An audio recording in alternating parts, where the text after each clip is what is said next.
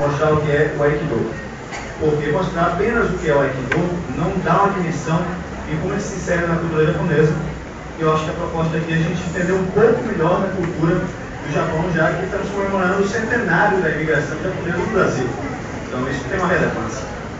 Então, uma coisa fundamental é, quando vocês vão na academia hoje em dia se matricular para uma arte marcial, vocês têm uma visão bastante simplificada. Não é muito diferente se matricular num curso de inglês, ou se matricular numa escola de vôlei, ou se matricular para musculação.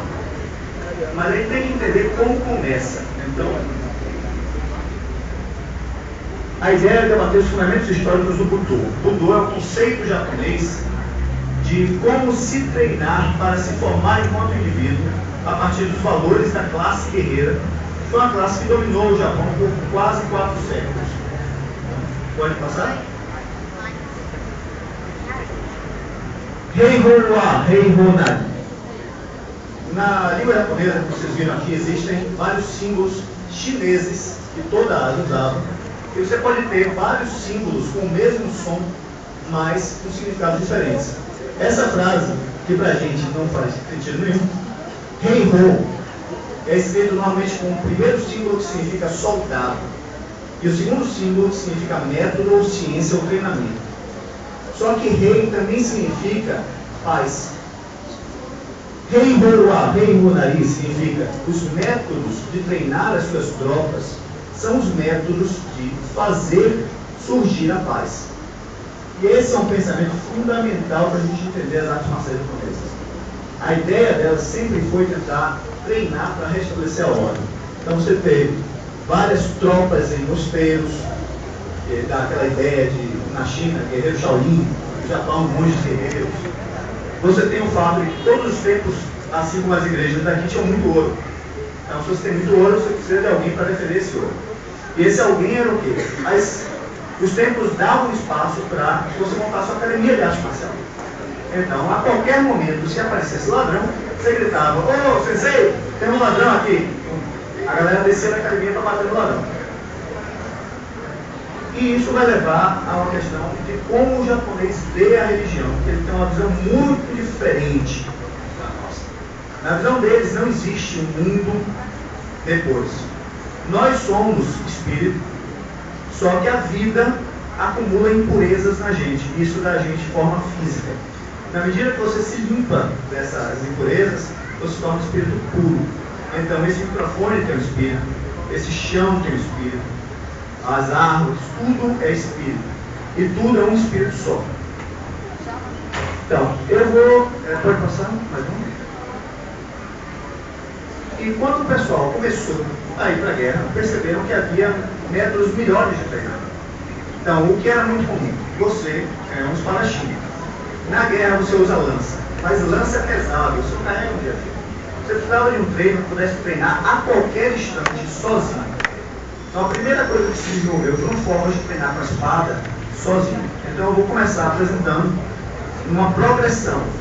As primeiras técnicas que seria na escola muito antiga chamada Tatsuryu, depois na escola mais organizada depois chamada Tenshin Shoden Katori Shintoryu, e depois chegar o que é treinado, é não complicado mesmo, depois chegar o atual que chama Iaido, que é bem mais fácil de falar.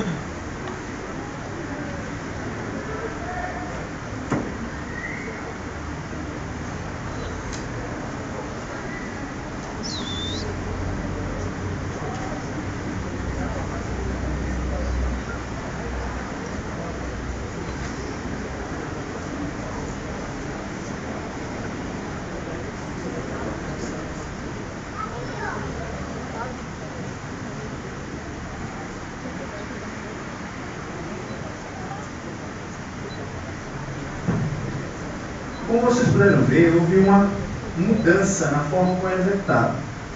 A primeira forma era uma forma muito antiga e era para o dia a dia. Então você quer treinar o dia a dia, o ato de sacar a espada. Então a primeira característica é ela é feita em pé. Quando a espada está na cintura, você provavelmente está em pé. A segunda forma, ela envolve já uma posição chamada Yaigoshi. Essa é uma posição que era muito comum para o guarda descansar quando ele estava fazendo uma espécie de segurança. Então ele ficava aqui. Só que a razão principal de treinar essa forma não era tanto para se eu for atacado de surpresa quando eu estou ajoelhado. Não. É porque esse salto força as suas pernas e é um trabalho de musculação. Então servia para garantir pernas fortes. A terceira forma que eu apresentei já surge em função da influência do período de paz. Uma escola de etiqueta palaciana, chamada, lá bem nome complicado, Ogasawara Ryu. Ela defendia essa pose como uma pose de descanso de tropa. Então desenvolveu uma forma mais meditativa de espada, que ainda assim ela é um exercício não só de fortalecimento, como de consciência corporal. Consciência corporal é uma coisa que a gente não valoriza muito, mas existem certas doenças onde você perde a consciência corporal. Qual é a consequência? Você não consegue usar um garfo para comer sem furar o rosto. Ou você não consegue andar se você não leva os pés. Então, quando você treina a consciência corporal, você consegue fazer coisas que parecem muito difíceis, como malabarismo, equilibrismo ou artes marciais. Era muito comum o praticante de artes tradicionais japonesas ir para um templo rezar. Por quê? Porque eu treino muito, eu tenho uma técnica fenomenal, só que na hora do combate eu encontro um cara que treina muito mais e tem uma técnica melhor. Ou eu treino muito, tenho uma técnica fenomenal, mas eu fico doente, e na hora do combate eu fico doente. Como é que você evita o azar? Rezando. Então era muito comum os guerreiros irem para templos, pedir orientação espiritual, pedir ajuda a Deus e treinar. E aí, enquanto eu estou treinando, um outro guerreiro vê, olha e diz, por que você usa espada desse jeito? Não, eu uso espada disso. Ah, tá, eu uso diferente. E dessa troca surgiram as primeiras escolas tradicionais, que estão vinculadas a dois grandes templos, que são o de Kashima e o de Katori. Então a primeira coisa é o treino com a espada solo. Como é que vem a parte do combate corpo a corpo? Você é um guerreiro, você tem espada, lança, arco e flecha, fuzil, que existia fuzil no Japão. Para que você vai treinar o corpo a corpo? Porque às vezes a espada quebra ou a lança cai. Mas o mais importante é que o corpo a corpo ele te dá uma possibilidade de treinamento que é psicologicamente e fisicamente muito boa. Então o que eu vou mostrar agora são as primeiras formas de combate corpo a corpo. Reparem que eu não falei combate desarmado. Guerreiro não luta desarmado, mas é imbecil. O vencedor numa briga é o cara que tem uma arma melhor ou cuja galera chegou primeiro. Então eu vou mostrar uma técnica também bem antiga, uma escola chamada Takeuchi Ryu. Seria a escola do século XVI.